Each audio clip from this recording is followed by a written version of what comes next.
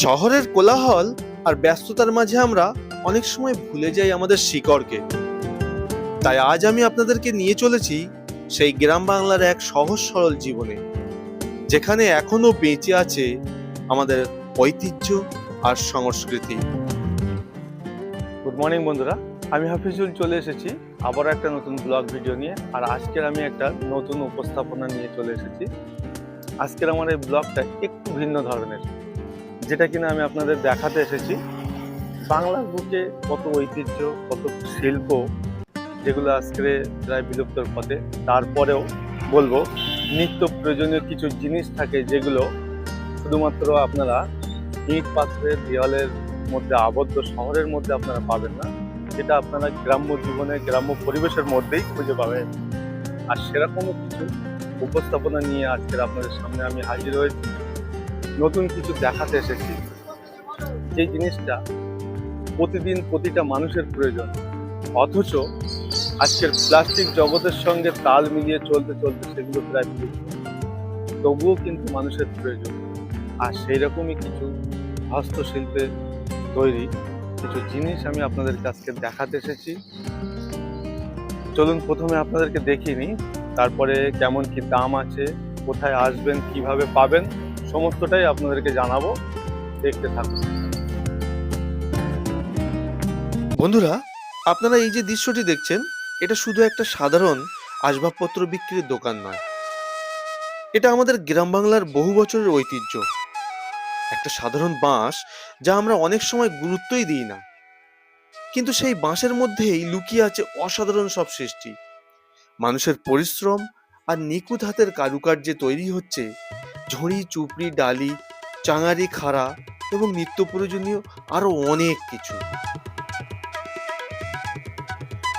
খুবই যত্ন সহকারে বাঁশকে কেটে পাতলা করে তারপরে এক একটা ধাপে তৈরি করা হয় এই ঝুড়ি, চুপড়ি, ডালি, খাড়া, গাছা, কুলা, চাঙারি। এই কাজগুলো করতে অনেক ধৈর্য, অভিজ্ঞতা আর দক্ষতা লাগে।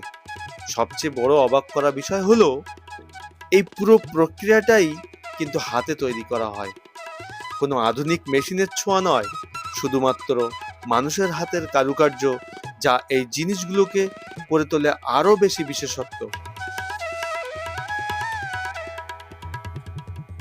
এই ঝুড়িগুলো সাধারণত আমরা দেখে থাকি মাছ আড়তেই বেশি ব্যবহার করা হয়, কিন্তু বাড়ির নিত্য কাজে ব্যবহার করা হয় এই চুপড়ি, ছোট ঝুড়ি, কুলা, চাঙ্গারি ইত্যাদি, যা কিনা ধান, সবজি, মাছ, মাংস রাখার জন্য এগুলোর ব্যবহার আজও অপরিহার্য। যেমনটা বন্ধুরা, এখানে বহু আইটেম আছে যেগুলো বলে শেষ করা যাবে না। আপনারা যখন আসবেন নিশ্চয়ই দেখতে পাবেন। এখানে ঝুড়ি থেকে চুপড়ি থেকে শুরু করে ঝুড়ি, খাড়া, গাছা, তারপরে আঁচল, ধোসনা, বহু কিছু আইটেম আছে যেগুলো একের পর এক সাজানো আছে, খুব সুন্দর করে এখানে সাজিয়ে রেখেছে। দেখতেই পাচ্ছেন, এগুলোকে খুশি বলা হয় চাল মাপার জন্য, এগুলো ট্যাঙ্গারি বলা হয়, মানে বিভিন্ন ধরনের গ্রাম্য ভাষায় অনেক নাম আছে। সেগুলো আপনারা এখানে যখন আসবেন না অবশ্যই দেখতে পাবেন। আর এখানে যখন আসবেন কোনটা নেবেন কোনটা নেবেন না এটা মন কেড়ে নেবে অবশ্যই। তবে আসুন, বাংলার হস্তশিল্প, হাতের তৈরি জিনিস, এগুলো কত পরিশ্রম দিয়ে তারপরে এই জিনিসটাকে বানাতে হয়। মূল্য কিন্তু খুব সামান্য থাকে, খুব বেশি থাকে না। কেননা এখনকার দিনে প্লাস্টিকের সঙ্গে তাল মিলিয়ে চলতে চলতে সেই অরিজিনাল জিনিসটা মানুষ ভুলতে চলেছে। আর যদি প্লাস্টিক ছেড়ে যখন মানে প্রাকৃতিক জিনিস আপনারা ব্যবহার করবেন, স্বাস্থ্যের জন্য, শরীরের জন্য, সমাজের জন্য সর্বদিক দিয়ে উন্নতির দিকে চলে যাবে। তো সেটা তো অবশ্যই বলার আছে। আপনারা এখানে আসুন, দেখতেই পাচ্ছেন সকালবেলা অনেক দাদারা এসছেন কেনাকাটা করতে। কোন জিনিসটা দেখায় আর কোনটা না দেখায় আপনাদেরকে। আগেকার দিনে এই ধরনের জিনিস প্রতিটা ঘরে ঘরেই দেখা যেত।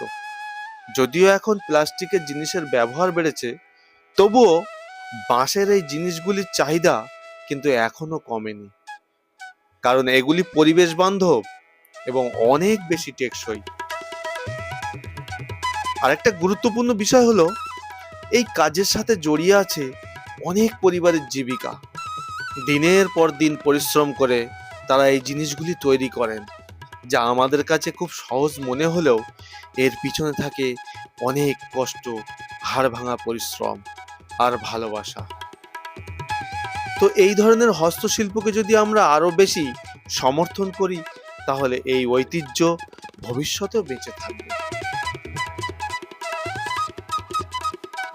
বন্ধুরা, আমার ভিডিওটা যদি আপনাদের ভালো লাগে, তাহলে অবশ্যই আমার ভিডিওতে একটা লাইক করে দিয়ে চ্যানেলটাকে সাবস্ক্রাইব করে নেবেন এবং পাশে থাকা বেল বাটনটাকে অন করে দিয়ে অল নোটিফিকেশন অন করে নেবেন, তাহলে পরবর্তী ভিডিও নোটিফিকেশন সবার আগে আপনি পাবেন।